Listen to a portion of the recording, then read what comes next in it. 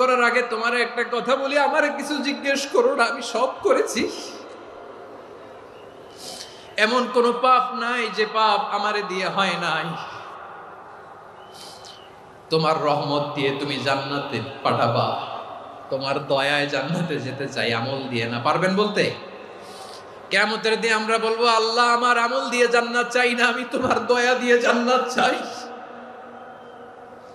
তোমার দয়া ছাড়া আমার কোনো উপায় নাই। লিল্লাহি তাকবীর। নারায়ে তাকবীর, নারায়ে তাকবীর। মিজানুর রহমান আদের সাহেবের আগমন পটুয়াখালীর পক্ষ থেকে। প্রিয় পটুয়াখালীবাসী, আপনারা কেমন আছেন সবাই? আমি তো দেখলাম যে গতকালই এসে আপনারা বসেছিলেন।